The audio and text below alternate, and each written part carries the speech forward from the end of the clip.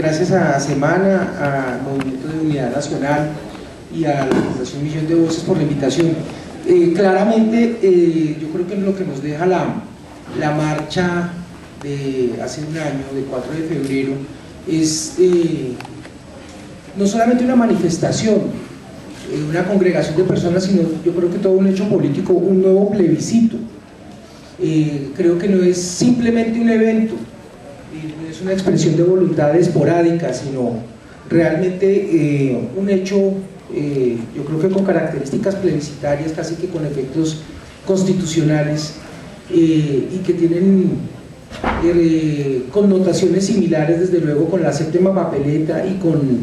el mandato ciudadano por la paz, la vida y la libertad de los años 90, donde también por primera vez en las urnas con unas papeletas verdes se superó por primera vez el número de 10 millones de expresiones de voluntad política en las urnas. La diferencia en este caso en particular consiste en una desautorización. Yo creo que el contraste con las marchas y con el mandato ciudadano de los 90 está en que se le quitó poder ético y político, se les desautorizó ética y políticamente a las organizaciones armadas ilegales y particularmente a las FARC, que era de alguna manera como el caballito de batalla para la convocatoria, pero se expresó no solamente una desautorización concreta a esa organización, sino en eso coincido con lo que manifestaba la senadora Marta Lucía, a todas las organizaciones que convocan alrededor de problemas reales como la injusticia social o la pobreza o la inseguridad, pero que convocando fines nobles acuden solo a medios ruines como el secuestro, la extorsión, el terrorismo en general, para tratarnos a los millones de ciudadanos simplemente como unos súbditos. Y por eso yo creo que el 4 de febrero no ocurrió una marcha, sino un plebiscito, una revolución ciudadana y pacífica que hizo visible que este pueblo es capaz de sublevarse sin capuchas y expresar que ninguna organización armada ilegalmente nos representa y que aunque sigan cometiendo sus ignominias, ya no lo pueden hacer nunca más a nombre del pueblo colombiano. Y esa expresión de voluntad no es solamente de un día. Yo no comparto tampoco el hecho de que se afirme que la gente es indiferente frente a esta situación.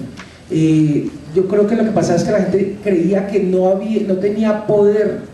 para expresar, o mejor, que su expresión de dolor y de inconformidad y de rechazo no sería eficaz, y por eso no se movilizaba. Pero la gente entre pecho y espalda, claro que se conduele todo el tiempo con personas que son sometidas a semejantes vejámenes como el del secuestro y todas estas otras torturas permanentes que se le hacen no solamente a quienes están bajo esas cadenas, sino a sus familias, y en parte son cadenas que nos quieren extender a toda la sociedad, porque en eso consiste justamente el terrorismo, en tratar de subyugar a una población a través de una serie de hechos que nos inflige dolor, para que la mayoría ejecute lo que quiere una minoría. Y con el 4 de febrero hubo una revolución ciudadana, un hecho de expresión clarísimo y contundente que debemos mantener vigente para decir que no vamos a retroceder y que nunca más nadie que acuda a organizaciones armadas ilegales va a tener un tipo de representación política en esta sociedad. Muchísimas gracias. Bueno, vamos a seguir con esta pregunta para Alfredo Rangel y para Rafael Guarina, a quien le damos la bienvenida. Es columnista del Nuevo Herald y está haciendo un doctorado en análisis y prevención del terrorismo en la Universidad Rey Juan Carlos. Y bueno, Alfredo Rangel, conocido ya aquí bastante como director de la Fundación Seguridad y Democracia y como columnista de Semana además. La pregunta es, ¿el 4 de febrero representa el factor de la sociedad civil que faltaba para conducir la guerra hacia su final? ¿O es un hecho que podría ser desvirtuado en sus alcances con el paso del tiempo? Alfredo Rangel, mientras cuadramos que Rafael Guarina haya entendido la pregunta allá en Miami. Bienvenido, Alfredo. Bueno, muchas gracias por la invitación. Yo creo que efectivamente esta marcha del 4 de febrero es un acontecimiento histórico. sin antecedentes. En primer lugar, porque es la marcha o la manifestación política más grande de la historia del país. Nunca antes había habido una manifestación tan masiva, tan voluminosa a lo largo y ancho del país, para no hablar pues ya de los colombianos en el exterior. Yo creo que el único antecedente de una manifestación política tan masiva tal vez fue la de la creación de la ANAPO en Villa de Leyva por allá en los años 70, guardadas todas las proporciones. Sí, pero incluso más que la marcha del silencio de Gaitán, que fue una marcha en Bogotá, esta fue una marcha en todas las ciudades del país, y en Bogotá creo que habría que precisarlo, pero yo creo que superó proporcionalmente hablando la participación popular que hubo en la marcha de Gaitán en ese entonces. Pero no creo, insisto, que haya antecedentes de una manifestación política, porque esta fue una manifestación política en contra de la violencia, en contra de las FARC, en contra del secuestro. Fue una manifestación política, no electoral, pero una manifestación sin duda alguna con unos objetivos políticos muy delimitados, pero muy contundentes, de rechazo, insisto, a la violencia, a la lucha armada y en particular a la guerrilla de las FARC. Yo participé en varias de los lugares de estas marchas y el grito unánime de la gente era no más FARC. Creo que jamás se había realizado una marcha con ese propósito. Habíamos visto muchas marchas por la paz, por el acuerdo humanitario, etcétera, pero yo la verdad echaba de menos una manifestación de la claridad y la contundencia de la marcha del 4 de febrero, del estilo de las que se realizan de manera tan clara y específica en España. Por ejemplo, allá las manifestaciones no son en contra de la violencia en general, la manifestación en contra de ETA, pues no, ETA no, que son las marchas en España. Eso hacía falta en nuestro país, y de una manera muy espontánea, gracias a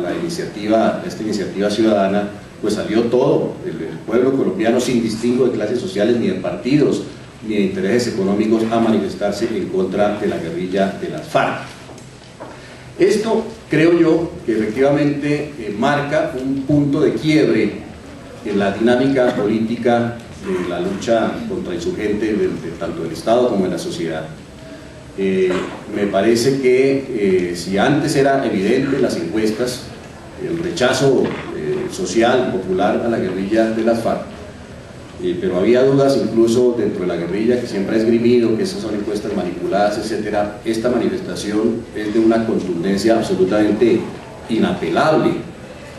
La gente salió espontáneamente y se manifestó de manera clara el rechazo a la guerrilla de las FARC, lo cual marca, creo yo,